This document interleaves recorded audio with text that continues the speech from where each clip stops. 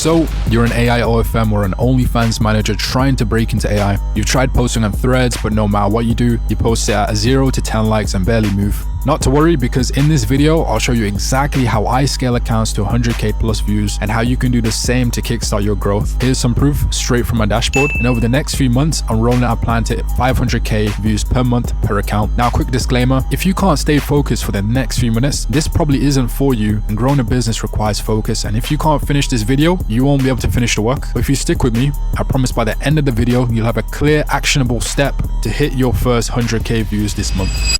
Right guys, welcome. And I'm going to get straight into this now without wasting time. So there's 6 different facets, right? And I'm going to be going through all these 6 facets so that you can obviously get some value from this, right? So the first thing we want to look at is niche. Niche is so important. Now, don't skip over this, right? I know some of you guys are going to be like, fuck it, I've already got a niche. But this is so important because think about this, right? Let's go through a customer life cycle, whatever you call it. So what do they do, right? They wake up in the morning, they go on Threads or Instagram, whatever platform, right? They scroll down and then they see a specific post that captures their attention. Now, what I see the majority of the time is all these models look the fucking same. So imagine you're scrolling, all right, so she's blonde hair, blue eyes, blonde hair, blue eyes, blonde hair, blue eyes, right? And then you see something completely different. That's what gets the most likes, bro. It's not how beautiful the model is. It's more about how unique is she. Because think about this from the consumer's point of view, right? They're thinking, I'm not going to be able to get with a 10 out of 10. That's what they're thinking. Think about it. 40-year-old, 50-year-old guy, right? Sat down. He's not thinking he's going to get with a 10 out of 10 Russian model, bro. In fact, that's probably intimidating to him.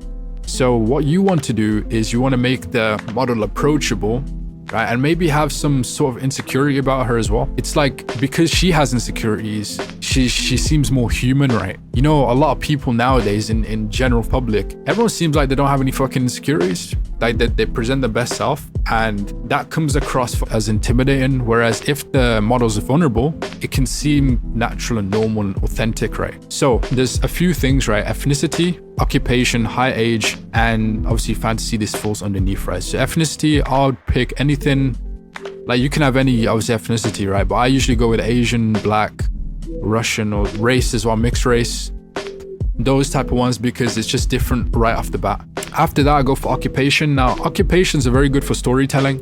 Obviously, if the woman's a nurse, right, you can make stories off of that. You can do like day in the life posts as a nurse, right, as a fucking cleaner, as a bartender. There's different scenarios you can play off, right, especially in the chatting phase as well. By using these things, right, you can really you can pinpoint to their fantasies and make the experience way better for them. All you're doing is making it very specific so you can find the exact type of client you want, right? The next thing we have is height and age. Height and age is important as well. Like height, if, for example, she's a very, very tall model, she's going to be a very dominant model, bro. You'll get more like people who are into the dominatrix niche. If you get a very small one, you're going to attract people who are more dominant. It just depends on what you prefer. Now, I prefer to be in the dominatrix niche because it's very easy to get them to pay. They actually like fucking getting demoralized, bro. So it's very easy. You know, you can fuck up a little bit more and learn, basically. So age is an important one. Usually a lot of these fucking older guys, bro, they want a younger girl. So it could be like 19, 20 plus, right? Obviously it's AI, right? So you're not using actual models, or they want a very old model. There's nothing in between. I've never seen it, right? Like me personally, I've never seen it where it's like in between. They want like a 27-year-old or anything, or like 30-year-old. I've never seen that shit. But it's more so either really old or really fucking young. Now, once you've got the niche and you've written this all down, right, I want to get a fucking pen and paper out because this is important, right? Once you got all this down, right, on a piece of paper, understand what niche this falls underneath. And once you understand that, you can understand your ICP a bit better, the type of person you're targeting, right? Now, once you've got the niche, we go into market research, right? Now, this is an important aspect as well, because this is going to allow you to understand what type of content you should be posting. It's very simple, right? Like I see a lot of people posting, right? They get no likes, no fucking views or anything. It's because you need to do what's working already. Don't if it's not broken, don't fix it, bro. So go on Threads, right? Instagram or anything like that. Go on Threads or Instagram. Type in your niche specifically. So I usually do this by the occupation. So nurse, tennis, woman, fucking cleaner or something like that. Those are just examples, right? You don't have to do these ones specifically. And if this does get a lot of views, right, which it probably will, just know that a lot of people are going to be jumping into these niches. So you're going to have competition, right? So think off your mind, right? Think off your mind. So search the niche, right? And find the top accounts, the ones that are getting the most likes, the most views. And then all I want you to simply do is copy the style of their posts, but add a spin to it. By default, because you have a very different model to begin with and what she looks like and all that stuff, you'll automatically do well. But if you want to add the extra spin to it, go for it, because that's what's going to make you stand out. So let's say you're in a nurse niche, right? You find a model who's blonde hair, blue eyes, whatever, yeah? Take that post that she's done, take the caption, add a spin to the caption, right? Maybe use different words, keep the buzzwords in there, like the occupation, for example, like, let's say the captions, do you want to go on a date with a fucking nurse or some shit like that? Then you just change it around, but keeping the keyword nurse in there so that when they're searching, nurse will pop up, right? And it'll actually put you higher in the SEO.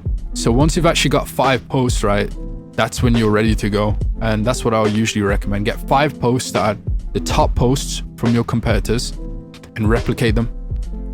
Now, next thing that you want to do is warm up your account. So let's say you've created a new account. Now, let me tell you this, right? This is going to blow your mind, bro. So when I first started this, like a few months ago, yeah, I had an account which was so fucking shit. It was dead pretty much. But I thought it was just my fucking posting skills, bro. I was like, yo, like I'm posting, yeah, but nothing's going through. I thought it was just because the quality of the post was shit, right? I created a new account, did it for a week, and it started getting more traction.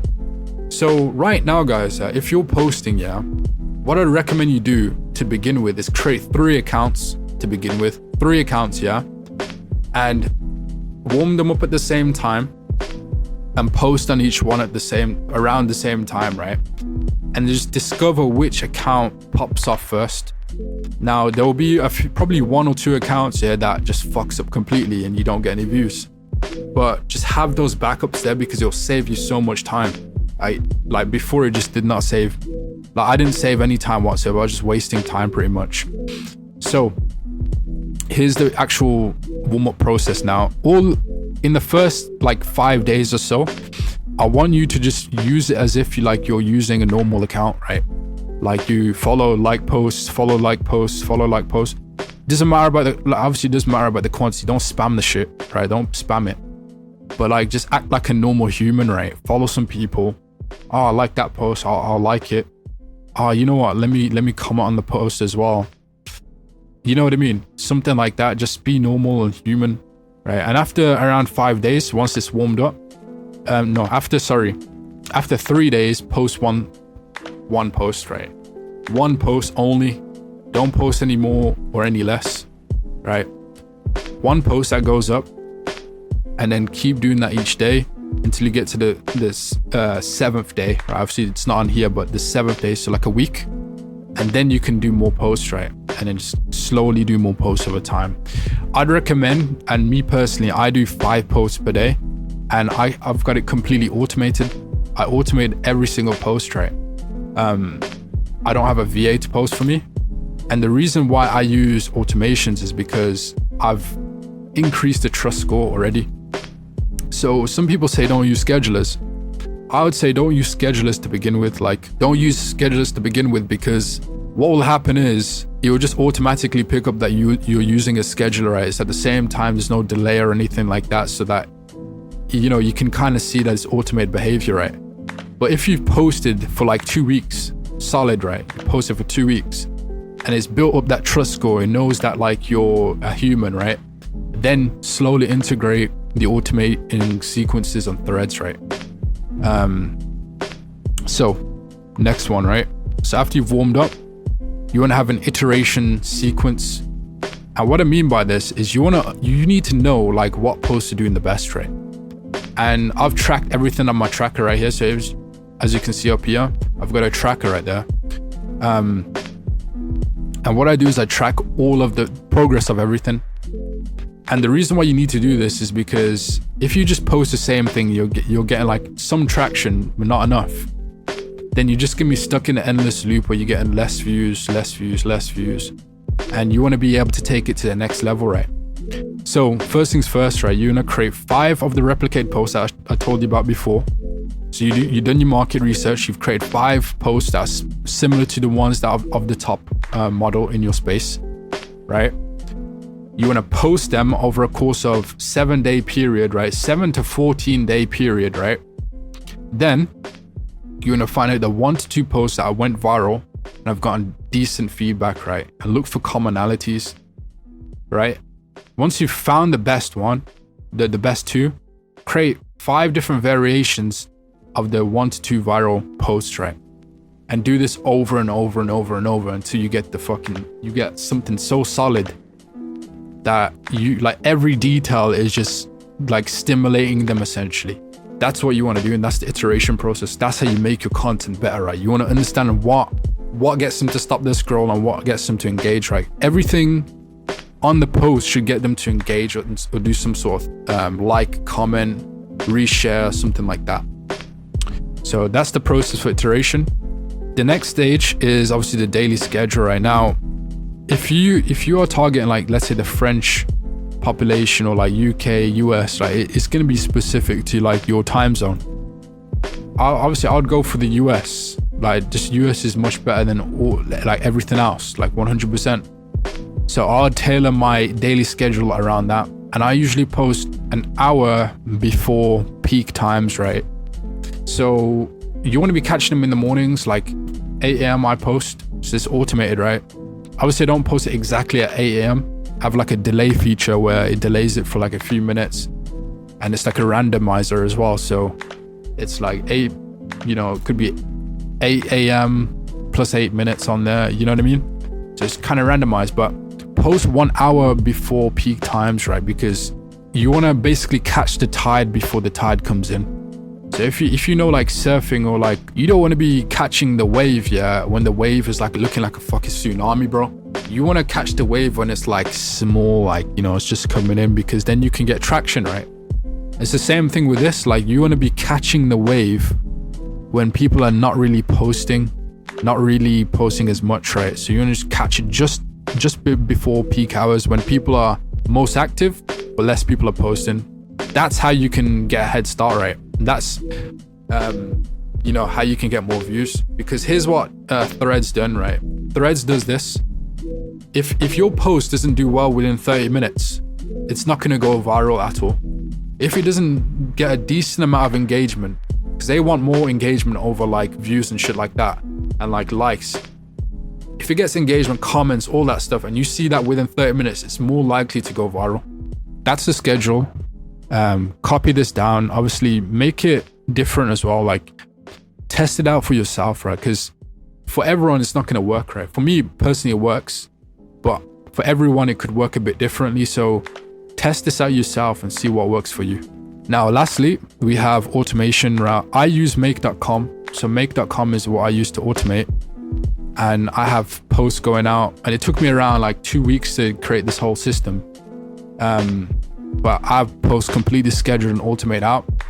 I'm gonna be creating another 15 accounts now. So my own priority right now is just to create more accounts so I can automate them, right? So I can just have the system there on autopilot. But after you've got this whole system and you've done it manually, there's 2 things you can do. You can hire a VA, which is very easy to do. You can go on like different websites. You can even run ads to it as well. Like usually what I do is I run ads to Egypt. Egypt's a good place. You get people who are like English speakers who have moved from the UK or the US to Egypt, and you can pay them a little bit less. But it's a good wage for them there as well. You can give them bonuses, etc. Right? Or what you could do is you could use make.com and actually automate the process, right? Now some people say it's shit because the views go down. That's bullshit, bro. Like I'm doing it myself. All these people who are talking about it aren't doing it. I'm doing it. I've done it myself, right? I've warmed up all the accounts, the trust score is high, we can automate now. That's how I do it. So what I do, to get 100k plus views on each account, and this is going to be going up to 500k plus views with this new, obviously, content structure that I'm going to be doing.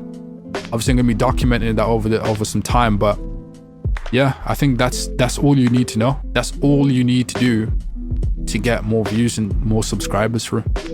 But anyways, hope you guys enjoyed. Leave a like, comment, and subscribe. Like, bro, this sounds so corny, bro. It is my first time saying that shit. But yeah, leave a like, comment, subscribe, yeah, to the champ. And I'll catch you in the next video.